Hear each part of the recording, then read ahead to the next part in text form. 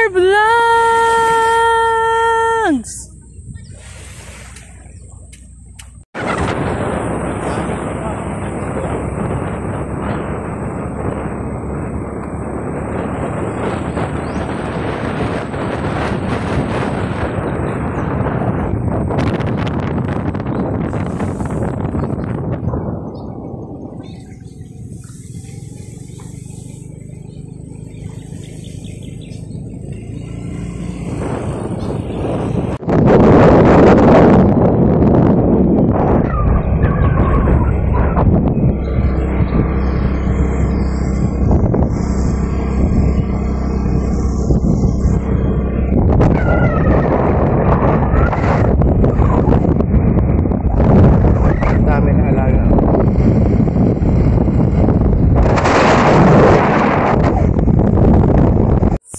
Kabatay gutom. So nakikita nyo, nandito na naman tayo sa labas. So nakikita nyo yung kalikasan, sobrang ganda.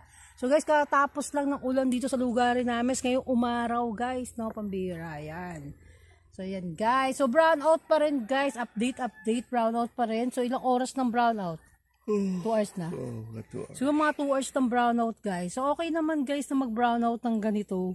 Pero pagdating naman sa diba, so pagdating naman sa Baguio guys, hindi naman masyadong nagba-brownout kasi nang napakatagal dito guys, no.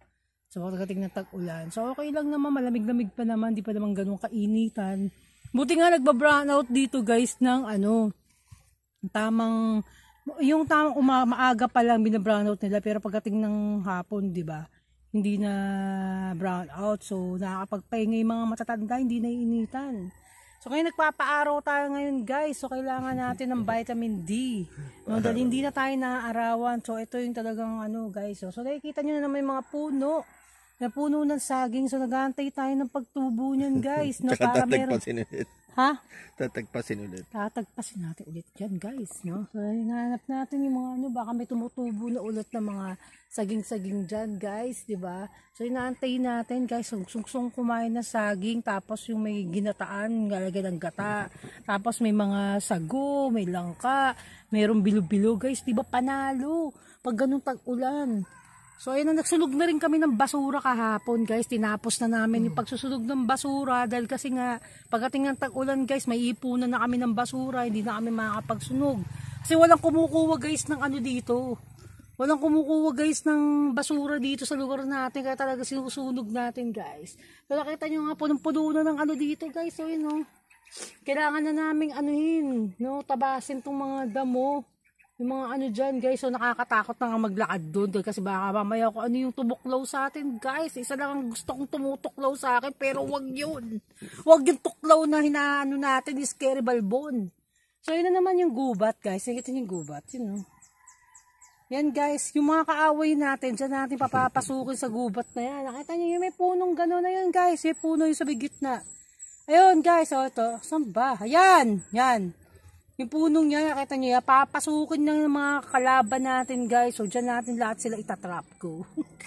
So kunyari lang yun guys. Baka naman seryosohin yung mga pinagsasabi ko guys. No? So yun na nga. Sobrang vitamin D na itong nangyayari sa pagmumukha natin. Ang init guys. Nababahing pa ako. Pagbira.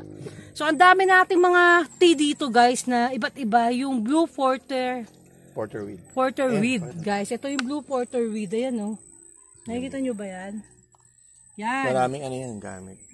So maraming benefits yung mga tea na halaman dito guys na pwede nating inumin sa ngayong tag-ulan, no? Sa pagdadiarrhea. Tapos mayroon din dito na tea guys na ano na nakakagamot ng mga type 2 diabetes, yung mga ganun. Marami guys, sobrang taas doon. Saan? Yun.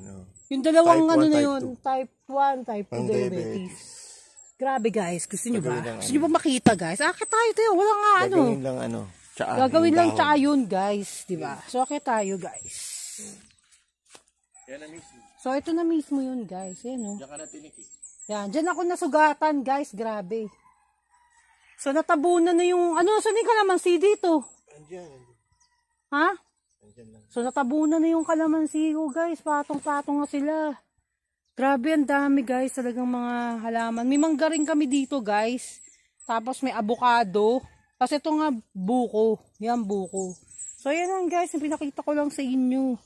So ngayon, masukal ngayon guys, no, maano na. So tatapyasin na lang natin yan guys.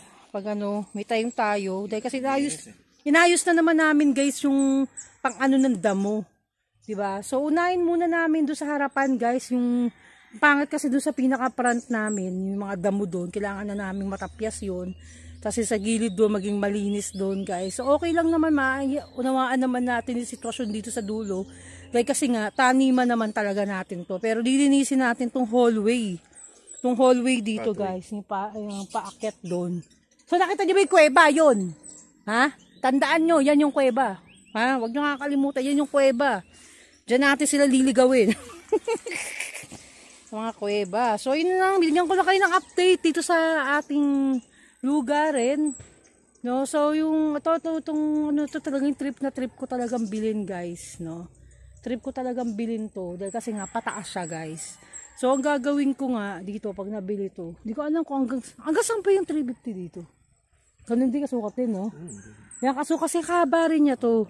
Pero ang gagawin ko pag nabili na to sa kabila, pag nabili ko doon sa kabila, maglalagay ako dyan sa may harapan guys na papataasan ko kasi doon ako magtatayo ng kung ano mang gusto kong tayo na, kasi daanan yun, magiging main road kasi to guys eh, no? So maganda mag-business dito. So plano ko yung pinakaunahan, commercial space doon, na tindahan, ganun. Tapos yung likod, so doon, parang, yan, doon sa harapan may tindahan. Tapos yung ano, parkingan ng mga sasakyan doon sa kabilang side. Tapos dito na yung ano, sa ganun yung mga plano natin. Sana nga mangyari yung mga pinaplano natin guys. Tapos yung pinsan ko nga, ito nga yung dito sa kabilang side naman, gusto rin namin bilhin.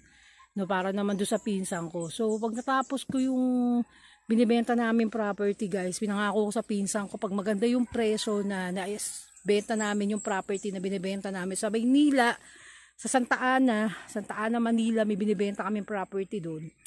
Sana maalok ng pinsan ko yung property para babigyan ko siya ng sarili niyang farm dahil kasi may pamilya na rin kasi siya guys. May apo na rin siya. Syempre, sabi ko dito na lang niya dalhin yung mga anak niya, 'di ba? May pamilya na yung mga anak. Babata pa kasi mga nagkaroon na ng anak, guys, 'di ba? Siya lang yung kubikilos. Tsaka walang asawa yung pinsan kong lalaki. Walang asawa. So siya lang yung kubikilos talaga.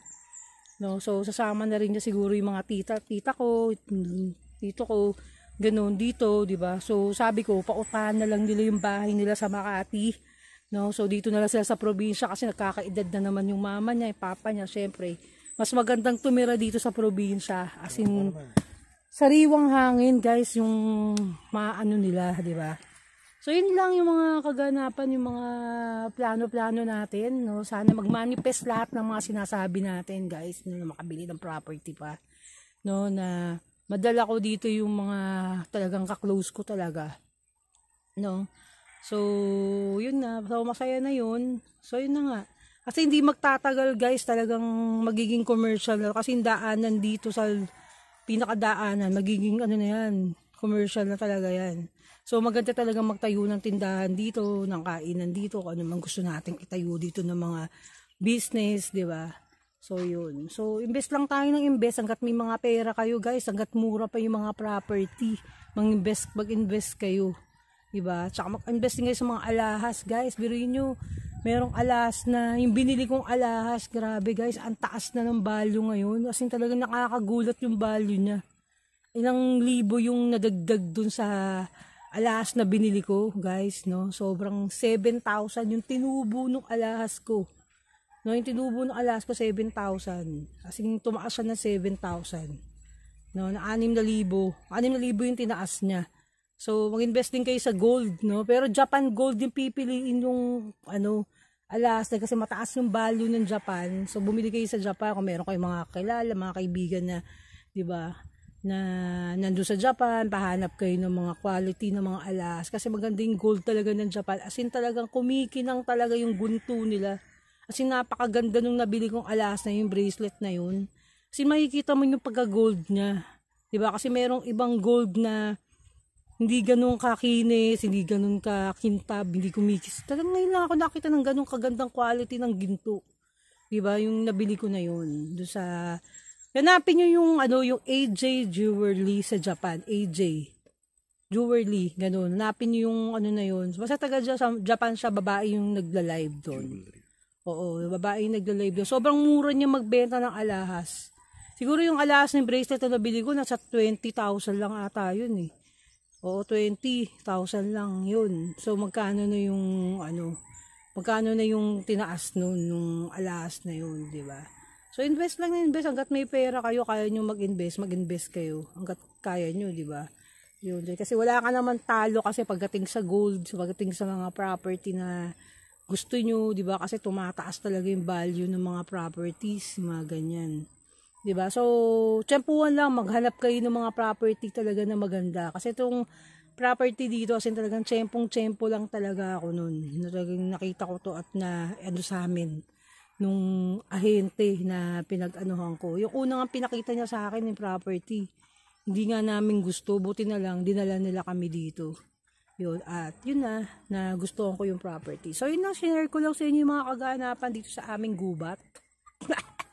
So, yung gubat, nakita nyo yung gubat doon. So, ipapasukin natin yun, no? Pag meron tayo ng pagkakataon, pasukin natin yung gubat, guys.